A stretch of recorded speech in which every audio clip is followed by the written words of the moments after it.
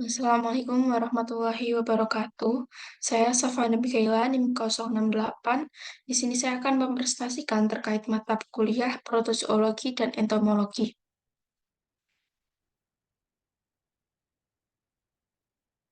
Adapun beberapa topik yang akan dibahas yaitu yang pertama terkait Mastigophora flagellata tractus digestif dan urogenital. Yang kedua Mastigophora flagellata darah dan jaringan. Yang ketiga insekta atau diptera. Yang keempat Siponaptera. Yang kelima Arachnida dan Crustacea. Dan yang keenam vektor penyakit protozoa. Yang pertama yaitu Mastigophora. Ada dua jenis Mastigophora, yaitu yang pertama Mastigophora flagellata tractus digestivus dengan dua spesies yaitu Giardia lambia dan Trichomonas vaginalis. Dan pada Mastigophora flagellata darah dan jaringan terdapat dua spesies yaitu Leishmania sp dan Trypanosoma sp. Selanjutnya yaitu siklus hidup pada Mastigophora flagellata tractus digestivus. Pada yang pertama, infeksi dapat terjadi ketika menelan kista atau stadium infektif dan diagnostik. Dinding kista terkena asam lambung, lalu pecah menjadi tropozoid. Tropozoid akan membelah menjadi dua, bergelombang dengan parasit lain dalam usus halus. Kontak dengan cairan empedu mengubah campuran dan enzim pencernaan. Gejalanya yaitu dapat terjadi pada gangguan saluran cerna. Selanjutnya, Mastigophora flagellata tractus digestivus pada spesies Trichomonas vaginalis. Siklusnya dapat terjadi ketika tropozoid stadium infektif memperbanyak dengan membelah diri dalam vagina, prostat, dan urin. Penularannya secara langsung melalui kontak seksual, secara tidak langsung bisa melalui handuk, pakaian bergantian, maupun alat medis secara tidak sengaja. Pada gambar terlihat adanya perubahan tropozoid. Karena pada dasarnya Trichomonas vaginalis hanya mempunyai satu stadium yaitu tropozoid. Selanjutnya, Mastigophora flagellata tractus digestivus. Selanjutnya yaitu morfologi dari Giardia lambia dan Trichomonas vaginalis. Giardia lambia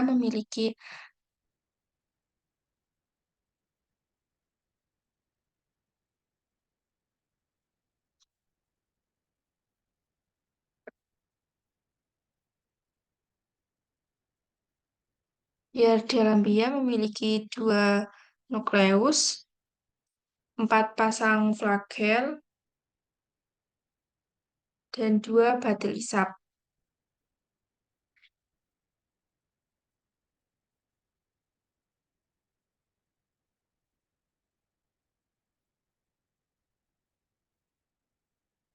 Lalu selanjutnya pada morfologi Trichomonas vaginalis, yaitu pada stadium tropozoid, memiliki satu nukleus yang berada di tengah dan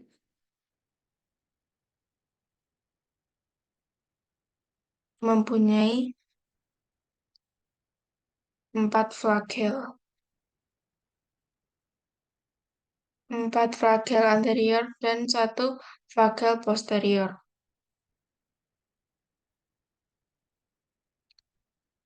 Diagnosa pada Giardia lambia dapat ditegakkan dengan menemukan stadium tropozoid dalam tinja cair dan cairan duodenum dan stadium kista pada tinja padat. Lalu diagnosa pada Trichomonas vaginalis dapat ditegakkan dengan keluhan keputihan, rutinus vaginal, dan pada pemeriksaan ditemukan siklet vagina yang berbusa, bau tidak sedap, berwarna kuning berwarna kuning dan adanya bekas garukan di sekitar vagina. Diagnosa laboratorium dapat ditegakkan dengan menemukan Trichomonas vaginalis dari sikat vagina, siklet uretra, dan siklet prostat.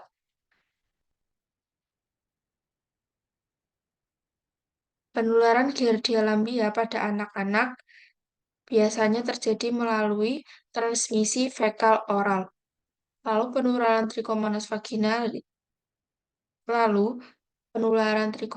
vaginalis dapat secara langsung melalui hubungan seksual dan secara tidak langsung melalui alat kedokteran, secara tidak sengaja atau melalui alat mandi.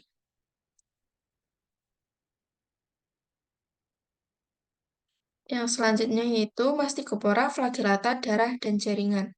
Yang pertama yaitu pada genus Leishmania sp. Di sini terlihat adanya siklus hidup dari Leishmania. Leishmania ditransmisikan melalui gigitan lalat Lebotomus betina yang memasukkan promastigot dari proboscis ke kulit. Promastigot akan difagositosis oleh makrofag dan sel fagositik lainnya. Di dalam sel tersebut, promastigot berubah menjadi amastigot yang akan membelah dan menginfeksi sel fagositik mononuklear lain. Kemudian lalat akan terinfeksi ketika menghisap darah yang mengandung sel terinfeksi Leishmania. Di dalam lalat, amastigot akan berubah menjadi promastigot dan bermigrasi menjadi proboscis di usus lalat.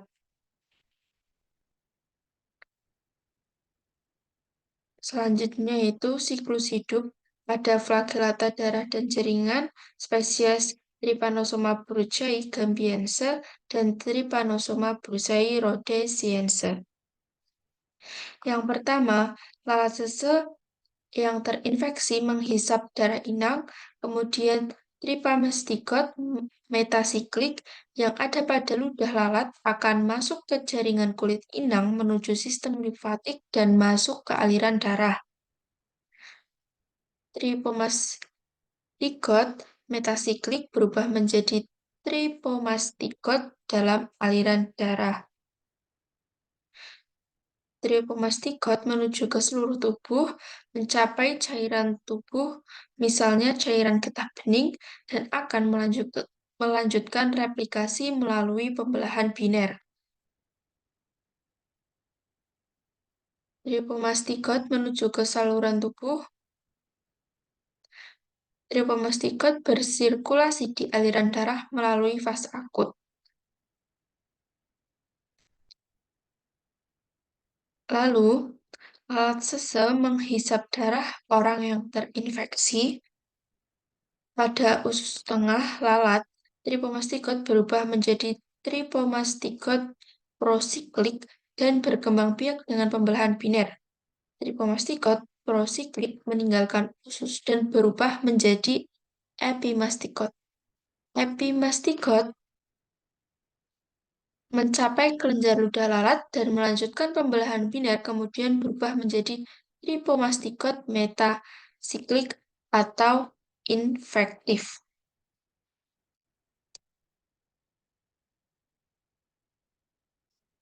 Yang selanjutnya yaitu siklus hidup dari flagellata darah dan jaringan spesies Trypanosoma cruzi. Yang pertama, triatoma menghisap darah sekaligus mengeluarkan sedikit feses yang mengandung stadium infektif, yaitu metasiklik tripomastigot. Menjadi infeksi masuk, lalu infeksi masuk melalui luka gigit, membran mukosa, atau saluran lendir, atau disebut posterior kontaminatif. Metasiklik tripomastigot penetrasi di sekitar luka, kemudian berdiferensiasi menjadi amastigot. Amastigot melakukan pembelahan biner di jaringan yang terinfeksi menjadi tripomastigot. Tripomastigot beredar dalam sirkulasi darah, Beberapa menginfeksi sel dan jaringan lain, kemudian bertransformasi menjadi amastigot intraseluler. Tripomastigot terhisap oleh triatoma. Dalam lambung triatoma, tripomastigot berubah menjadi epimastigot dan memperbanyak diri, lalu bermigrasi ke bagian posterior dan menjadi metasiklik tripomastigot yang infektif yang akan ditularkan melalui gigitan hospes perantara ke kulit manusia. Lalu selanjutnya ada morfologi pada stadium Leishmania SP. Yang pertama ada stadium amastigot dengan morfologi berbentuk bulat hingga bulat telur berukuran panjang 1-5 mikrometer dan lebar 1-2 mikrometer. Mempunyai inti yang besar, kinotoplas yang menonjol, serta aksonema pendek. Lalu pada stadium promastigot memanjang dan ramping, berukuran panjang sekitar 10-12 mikrometer. Memiliki inti pusat yang besar, kinotoplas yang terletak di ujung anterior, serta sebuah flagel muncul di ujung anterior yang mungkin lebih panjang dari bagian promastigot lainnya. Yang selanjutnya morfologi dari Trypanosoma sp. Yang pertama mempunyai satu flagel bebas di ujung anterior. Kinotoplas kecil yang berada di tengah. Kinotoplas kecil yang menyebar pada sitoplasma lalu panjang sekitar 20-30 mikron. Ujung posterior runcing, inti berada di tengah. Selanjutnya yaitu diagnosa pada Leishmania sp dan Trypanosoma sp. Diagnosa dapat dilakukan dengan pemeriksaan cairan limfa ataupun darah yang dibuat abusan dan diwarnai gimsa. Dilakukan secara mikroskopis untuk menemukan stadium parasit. Lalu, penularan Leishmania sp ditularkan oleh gigitan lalat Phlebotomus ke manusia maupun hewan reservoir. Dapat juga ditularkan secara tidak sengaja dengan penggunaan jarum suntik dan transfusi darah. Lalu penularan Trypanosoma sp dapat ditularkan melalui gigitan lalat sese yang membawa stadium infektif Trypanosoma.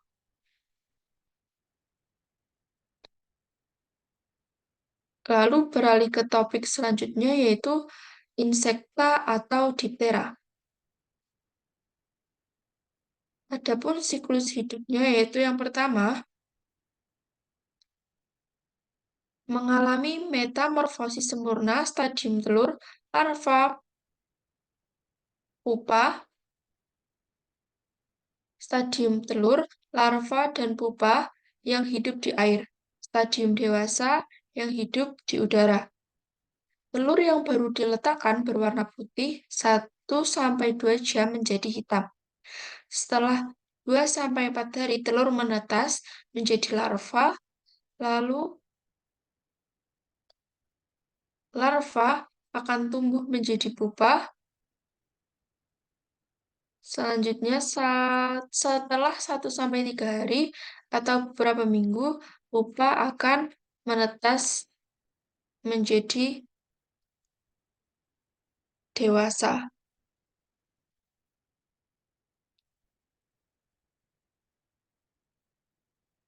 Selanjutnya yaitu morfologi dari telur dari tribus Anophelini dan tribus Fuligini. Yang pertama dari tribus Anophelini yaitu ada telur Anopheles dengan ciri-ciri mempunyai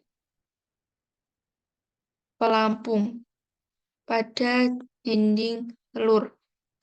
Lalu pada Aedes Seperti yang terlihat gambar, bahwa morfologi dari telur Aedes seperti itu.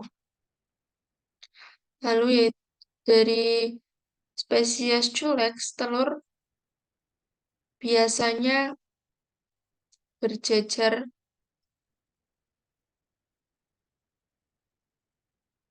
pada spesies Culex, biasanya telur akan sejajar.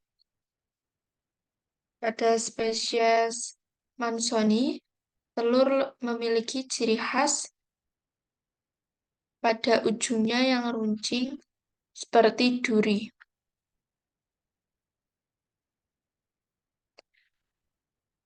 Lalu, morfologi dari larva. Dari larva Anopeleni dan Solicini, masing-masing memiliki ciri khas yang untuk mempermudah kita membedakan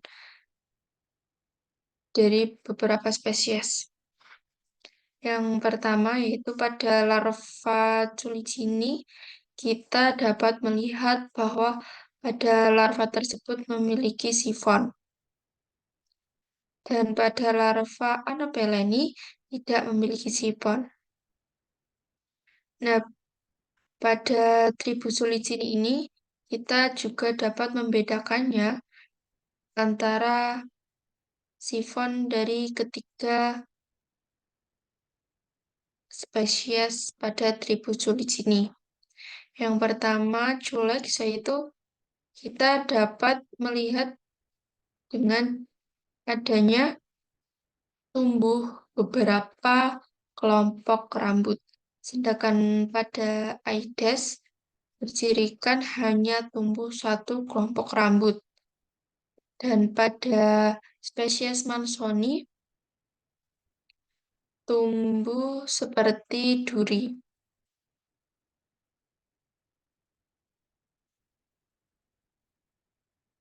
Nah, pada stadium pupa ini kita juga tetap bisa membedakan antara Tribus anopeleni dan Julicini. Pada Tribus anopeleni, kita dapat melihat corong pada atas pupa. Kalau jika anopeleni ini berbentuk segitiga dengan runcing di bawah atau segitiga terbalik. Sedangkan pada Colicini ini memiliki cerobong yang berbentuk lurus atau tegak. Selanjutnya pada stadium dewasa kita tetap bisa membedakan antara tribus Anopeleni dan Colicini.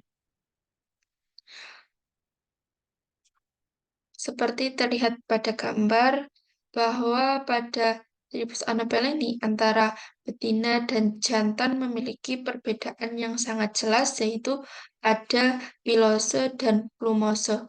Pada pilose betina,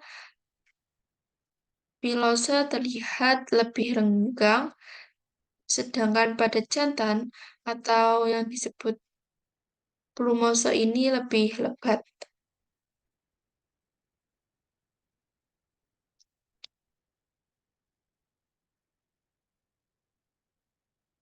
Dan pada Culicini, maaf, tertinggal satu lagi. Dari Anopeleni ini kita juga melihat dari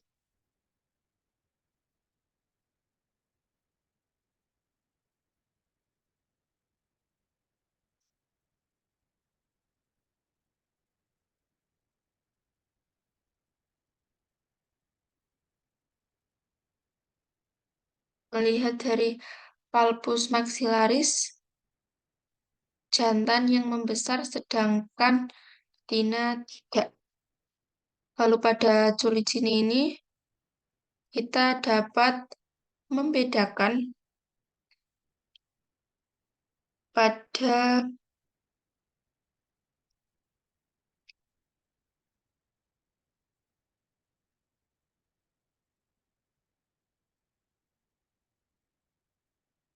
Ada palpus maksilarisnya.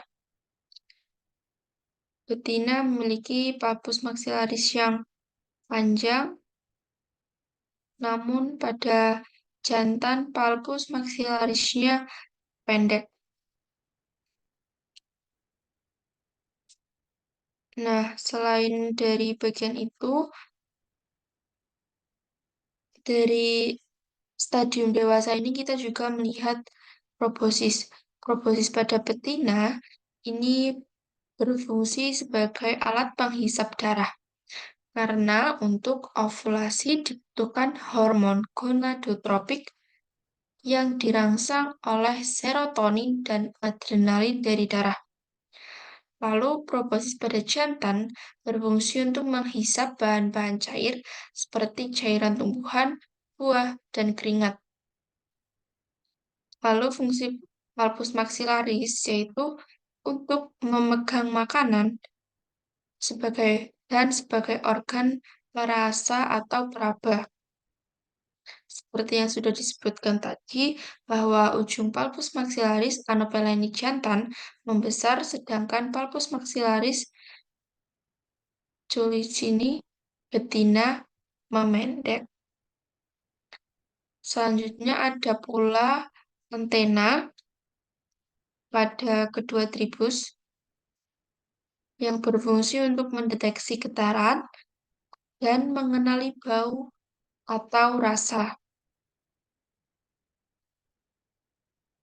Antena jantan yang berambut lebat disebut plumase, dan antena betina berambut jarang disebut pilose, seperti yang sudah disebutkan di awal tadi. Selanjutnya, yaitu ada vektor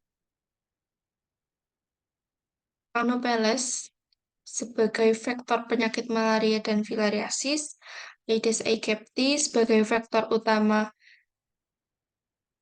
dengue, filariasis penyakit chikungunya, dan penyakit demam kuning. Aedes albopictus sebagai vektor potensial dengue dan filariasis.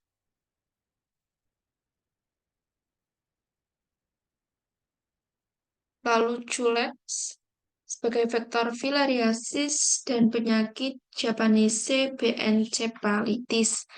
Dan yang terakhir, Mansonia sebagai vektor filariasis. Beralih ke topik selanjutnya yaitu Siponaptera. Yang pertama yaitu pada spesies Stenocephalides sp. Stenocephalides merupakan pinjal. Pinjal merupakan insekta yang tidak memiliki sayap dengan tubuh berbentuk pipih bilateral. Pada betina terdapat kantung pada ujung perut bagian bawah yaitu spermateka yang berguna untuk menyimpan sperma. Sedangkan pada ujung perut bagian bawah jantan terdapat aedagus atau penis, atau juga bisa disebut dengan clasper. Stenocephalides felis menginfeksi kucing, dan Stenocephalides canis menginfeksi anjing. Pinjal dapat mengganggu manusia dan hewan baik secara langsung maupun tidak langsung. Secara langsung biasanya berupa reaksi kegatalan pada kulit dan bentuk-bentuk kelainan kulit lainnya.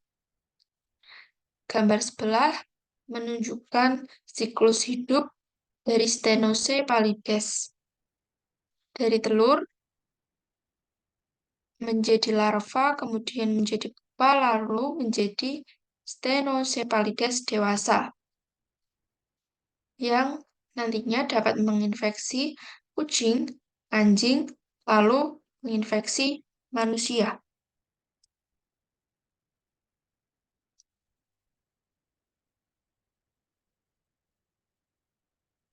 Untuk lebih jelasnya, pada morfologi telur terlihat seperti pada gambar.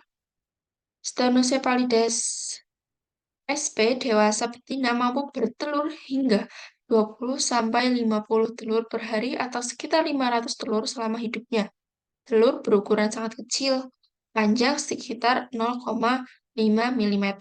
berbentuk lonjong, berwarna putih transparan, telur akan menetes setelah 2 sampai 10 hari tergantung suhu dan kelembapan sebelum mencapai tahap larva. Setelah menjadi telur akan menjadi larva, lalu setelah larva akan menjadi pupa. Pada tahap pupa, proses pertumbuhan terakhir sebelum menjadi dewasa. Pupa Stenocephalidés memiliki permukaan luar yang lengket yang berfungsi sebagai kamuflase ketika bersembunyi di tempat tertentu. Pada suhu lingkungan yang ideal memerlukan 4 hari untuk pupa mencapai tahap dewasa.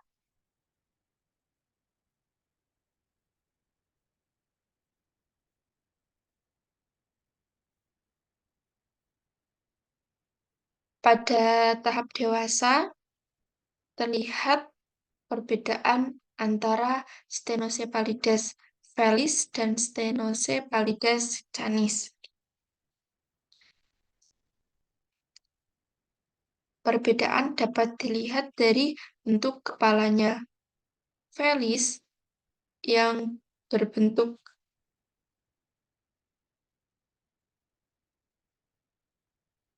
lancip pada ujung kepalanya atau berbentuk segitiga, namun pada Stenocephalides canis, pada ujung kepalanya membulat.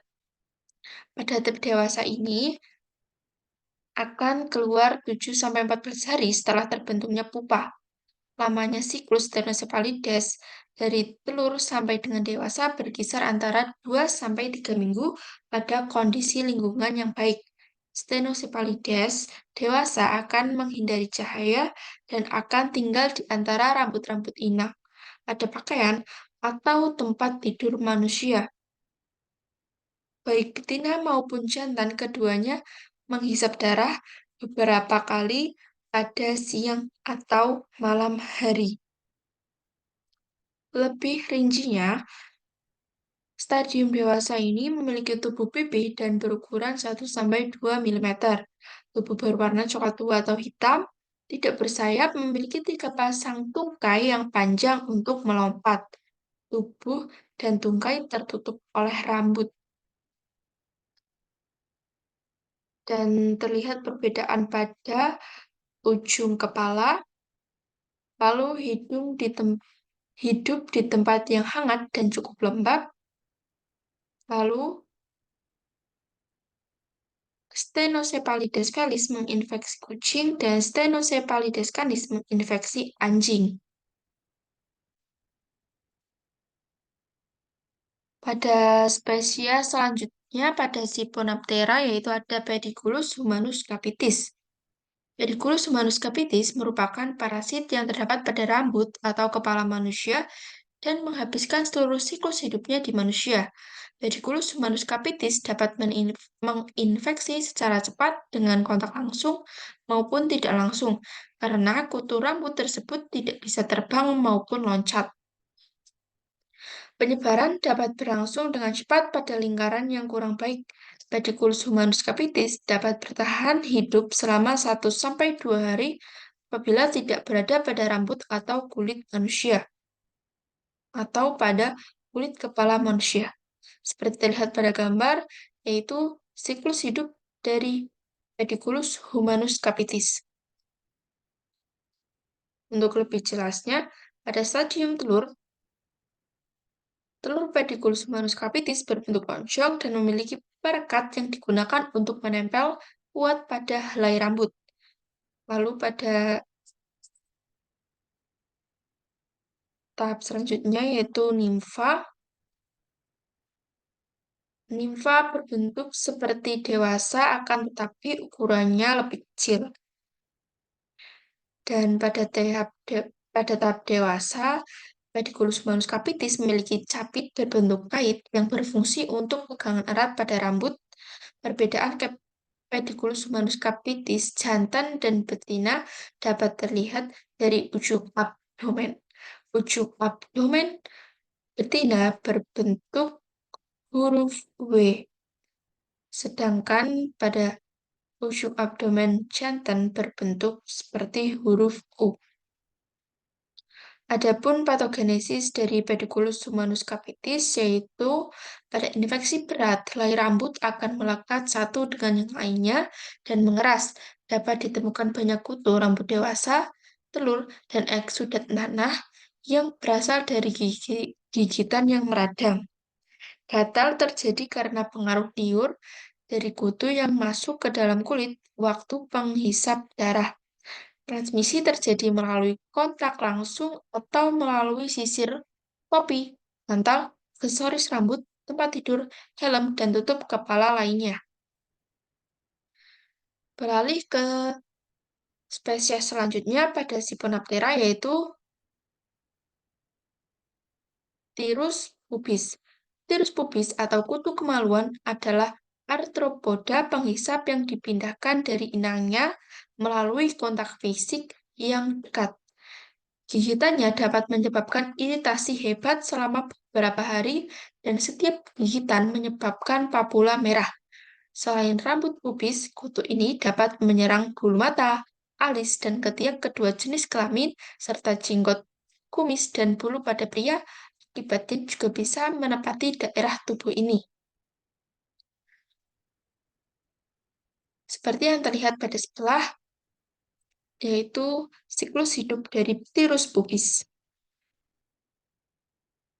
Pada tahap telur, telur diletakkan pada batang rambut. Telur akan metas setelah sekitar 1 minggu, lalu akan menjadi nimfa. Nimfa mengalami 3 kali pergantian kulit sebelum menjadi dewasa. Nimfa akan berubah menjadi kutu rambut dewasa dalam waktu 7 hingga 14 hari. Nah, pada tahap dewasa ini, tirus pubis memiliki panjang 1,5 sampai 2 mm serta berbentuk pipih. Kutu dewasa hanya ditemukan pada inang manusia dan membutuhkan darah manusia untuk bertahan hidup. Jika kutu dewasa dipaksa keluar dari inang, mereka akan mati dalam waktu 24-48 jam tanpa mendapat asupan darah. Adapun infeksi yang disebabkan oleh Piturus pubis yaitu pediculosis pubis.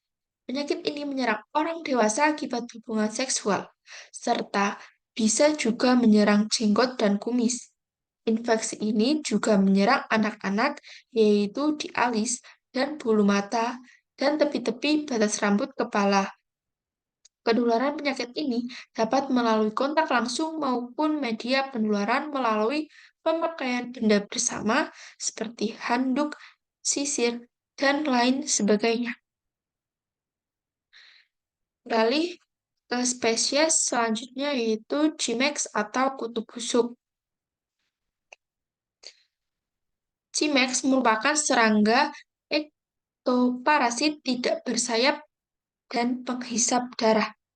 Ada dua spesies kutu busuk yang umum menyerang manusia, yaitu ada Cimex lectularius yang berada di negara beriklim subtropis dan Cimex hemipterus yang umumnya berada di negara beriklim tropis. Tempat persembunyian Cimex yaitu dapat dapat terdapat pada lipatan kasur, celah kayu, lipatan bantal, di tempat lembab dan gelap yang kurang terkena sinar matahari. Cimex, bila dibunuh, akan meninggalkan bau menyengat yang disebabkan sistem pertahanannya. Cimex merupakan serangga yang aktif di malam hari untuk menghisap darah saat manusia atau hewan mamalia sedang tertidur. Di sebelah merupakan gambar dari siklus hidup Cimex. Dari telur akan menjadi nimfa yang terus berjalan akan menjadi Cimex dewasa.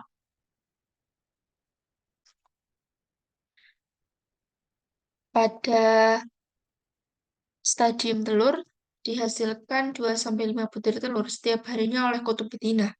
Telur Cimex berukuran kira-kira 1 mm, berwarna broken white, dan memiliki operculum atau pelindung bagian luar. Munculnya berkelompok dan terdapat pada celah-celah sempit seperti celah tembok, tempat tidur, dan kasur. Setelah 6-10 hari, telur akan menetas dan menjadi nimfa. Pada stadium nimfa, nimfa menyerupai kutu busuk atau G-Max yang dewasa tetapi ukurannya lebih kecil.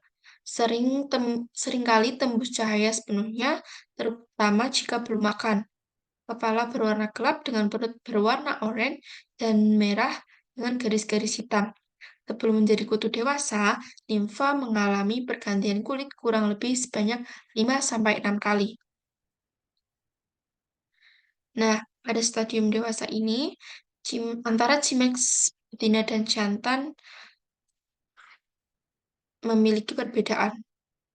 Jantan ukurannya lebih kecil dari betina, serta pada ujung abdomennya, jantan asimetris lancip, sedangkan betina berbentuk oval. Cimex ini tidak memiliki sayap, lalu memiliki 3 pasang kaki dan 2 antena, serta mulut bertipe tusuk isap. Beralih ke topik selanjutnya yaitu arachnida.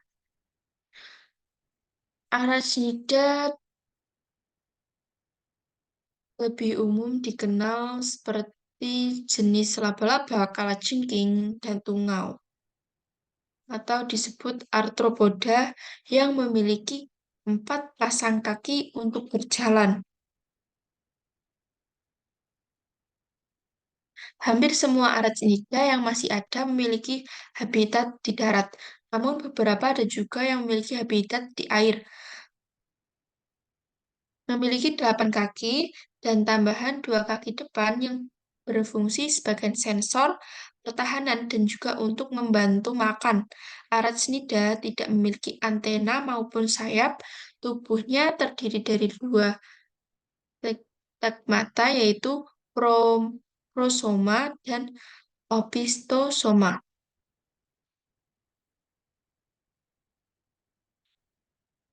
Pada gambar terlihat kelas dari arachnida, yaitu ada scorpions, spiders, dan ticks.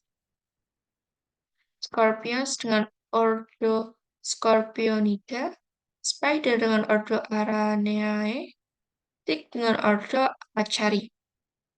Tubuh bersegmen terdiri atas cephalothorax serta abdomen yang tidak beruas.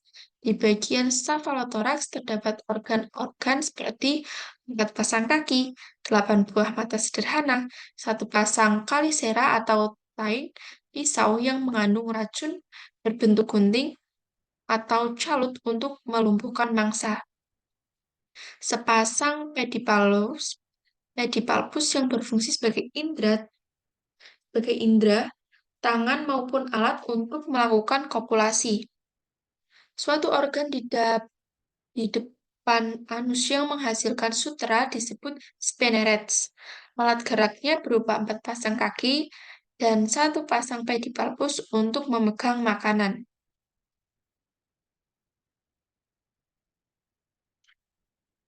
Pada sistem respirasi, arachnida ini menggunakan paru-paru buku yang terletak di daerah perut depan.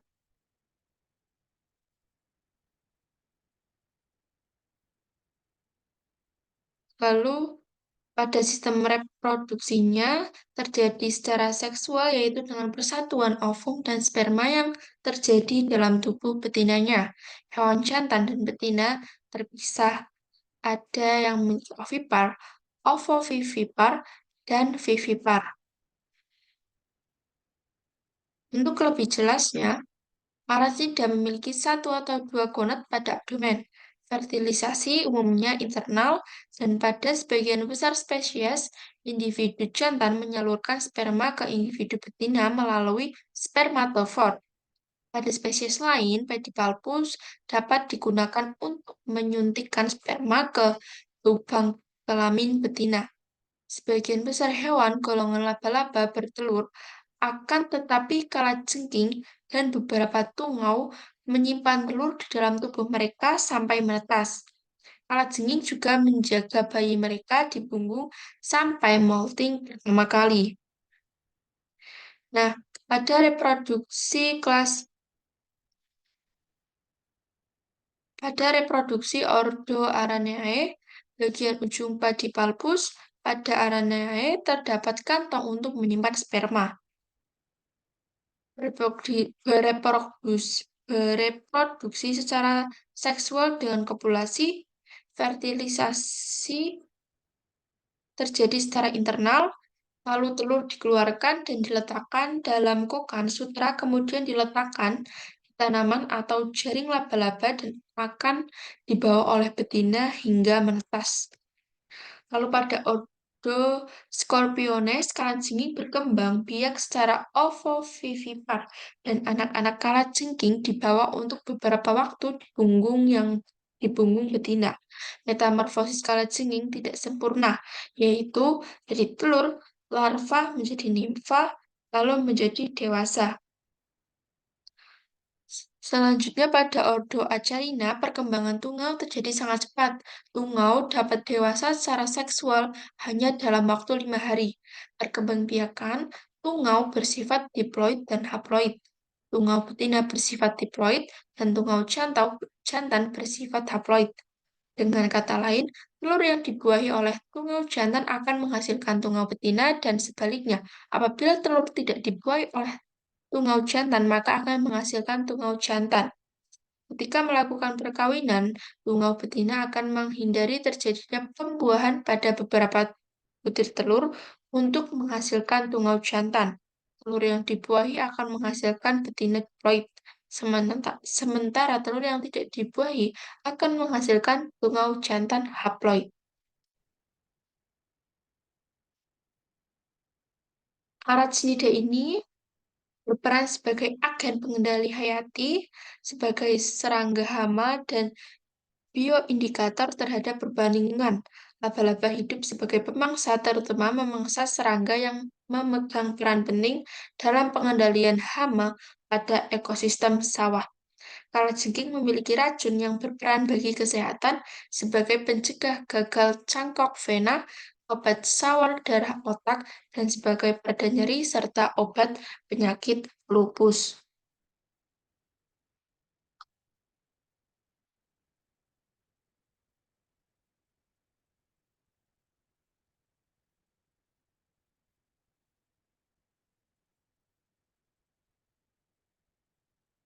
Namun, hewan arachnida ini juga memiliki banyak peran yang merugikan untuk manusia, terutama dari kelompok Acarina. Seperti caplak merugikan karena menghisap darah pada burung dan mamalia, bahkan mungkin juga pada manusia. Sarkoptes merugikan karena dapat menyebabkan penyakit kulit yang disebut skabies. Psoroptes equi menyebabkan kudis pada ternak domba, kelinci, dan kuda. Padudactes cynotis menyerang anjing dan kucing, serta Dermacentor variabilis sebagai vektor demam Rocky Mountain. Beralih ke topik selanjutnya yaitu krustasea. Krustasea ini hidup di air, bernafas dengan insan, atau difusi melalui saluran permukaan tubuh, dan termasuk omnivora, makan segalanya.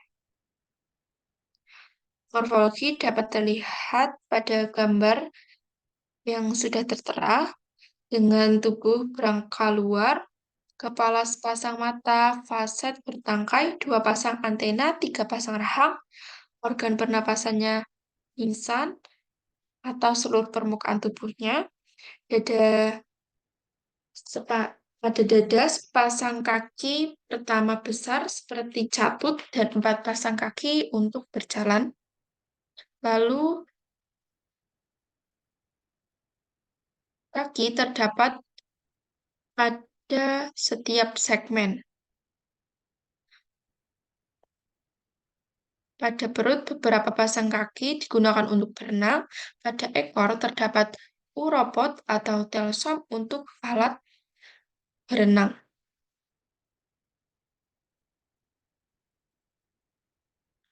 Krustasea ini dapat merugikan seperti merusak galangan kapal atau perahu oleh anggota isopoda. Krustasea juga parasit pada ikan, kura-kura, seperti anggota Cirripedia dan Copepoda.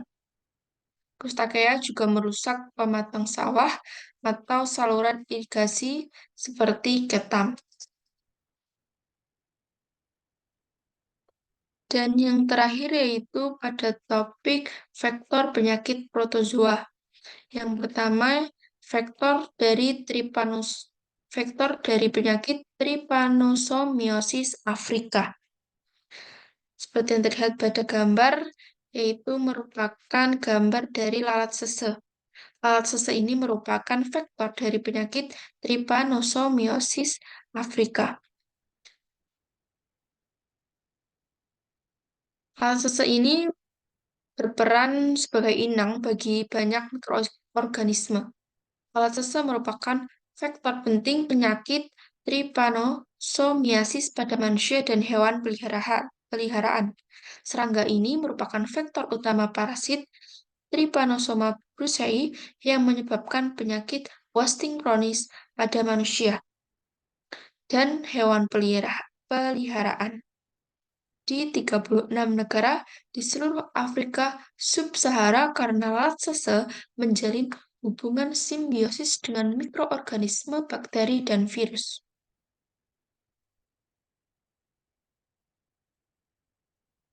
Spesies lalat sese tersebut oleh ilmuwan lebih lanjut digolongkan ke dalam 3 subgenus berdasarkan habitatnya. Yang pertama yaitu ada spesies Morsitens yang banyak ditemukan pada padang rumput. Berwarna kelabu dengan garis lebar transversal pada abdomen, ruas ketiga sampai keenam yang berwarna kuning hingga bagian mulut, dan tipe labium merupakan penusuk dengan seluruh proboscis masuk ke dalam luka. Yang kedua ada spesies Fusca yang banyak ditemukan di hutan, dan yang ketiga spesies Palpalis yang banyak ditemukan pada tepi sungai. Glossina palpis memiliki warna tengguli kehitaman dengan gambaran pucat pada bagian abdomen. Selanjutnya, vektor dari penyakit Trypanosomiosis Amerika. Gambar ini merupakan gambar dari Triatomine Bux. Triatomine Bux merupakan vektor dari penyakit Trypanosomiosis Amerika yang merupakan jenis kutu Rhabdovid yang dapat membawa Trypanosoma cruzi, yaitu parasit penyebab penyakit Chagas dan masuk ke dalam tubuh melalui mata, mulut, atau luka terbuka. Tahap kehidupan serangga triatomine dimulai dari telur, nimfa, hingga dewasa. Mereka biasanya ditemukan di Amerika Serikat bagian selatan, Meksiko, Amerika Tengah, dan Amerika Selatan hingga Argentina bagian selatan. Triatomine sebagian besar aktif di malam hari dan memakan darah mamalia termasuk manusia, burung, dan reptil. Selanjutnya, vektor dari penyakit Trypanosomiosis Amerika ini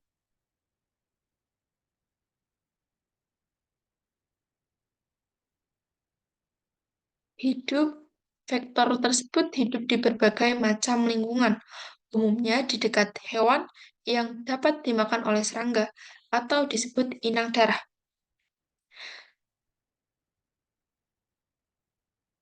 Triatomine Bux dapat hidup di dalam ruangan, di celah-celah, dan lubang-lubang pada rumah yang kurang baik atau di berbagai tempat di luar ruangan. Penemuan pada tahap awal serangga, nimfa tak bersayap dan lebih kecil dalam ruangan bisa menjadi tanda adanya serangan triatomite. Selanjutnya yaitu ada beberapa spesies triatomen yang terlibat dalam penularan cagas meliputi Rhodinius prolixus dan Triatoma infestans. Adalah spesies Triatomen Bugs yang paling efisien dalam menyebarkan parasit cagas.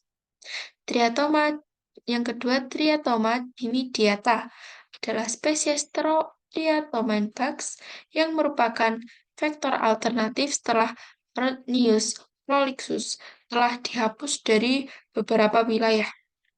Dan yang terakhir ada spesies Palstrongius megistus. Serangga ini diidentifikasi sebagai vektor penyakit cagas. Beralih pada vektor penyebab malaria. Yang terlihat pada gambar merupakan nyamuk Anopheles yang merupakan vektor malaria.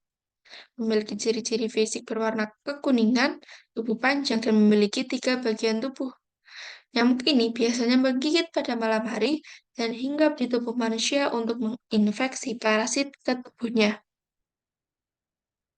Habitat dari nyamuk Anopheles ini yaitu pada genangan air,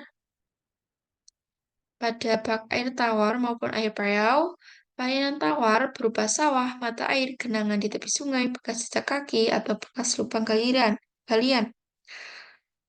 Larva nyamuk Anopheles sp banyak ditemukan pada tempat dengan air jernih yang tenang atau tidak mengalir. Epidemiologi dari nyamuk Anopheles ini, menurut Kementerian Kesehatan Republik Indonesia, malaria disebabkan oleh parasit bernama Plasmodium.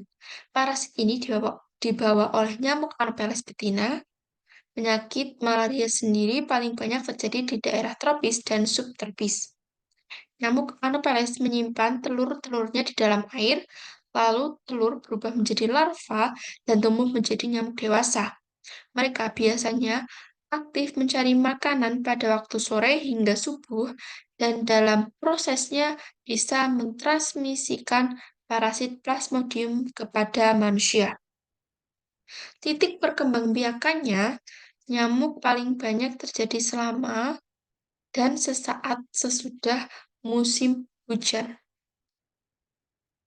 Selanjutnya yaitu vektor dari penyakit leishmaniasis.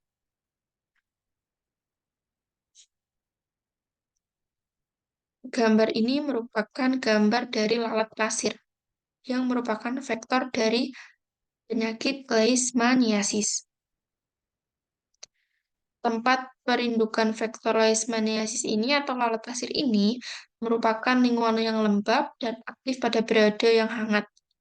Lalat pasir pembawa leishmania aktif pada malam hari dan waktu senja hingga fajar. Hewan domestik seperti anjing juga dapat menjadi tempat penampungannya tanpa mengalami penyakit yang disebabkan oleh parasit ini. Leishmania dapat berpindah dari hewan ke lalat pasir, kemudian ke manusia. Pindahan leishmania dari manusia ke manusia lain juga bisa terjadi melalui transfusi darah dan penggunaan jarum suntik yang bersamaan. Sekian presentasi dari saya. Mohon maaf jika masih banyak kekurangan yang saya sampaikan. Namun, apabila terdapat kelebihan semata-mata itu hanyalah dari Allah Subhanahu wa Ta'ala. Sekian dari saya. Wassalamualaikum warahmatullahi wabarakatuh.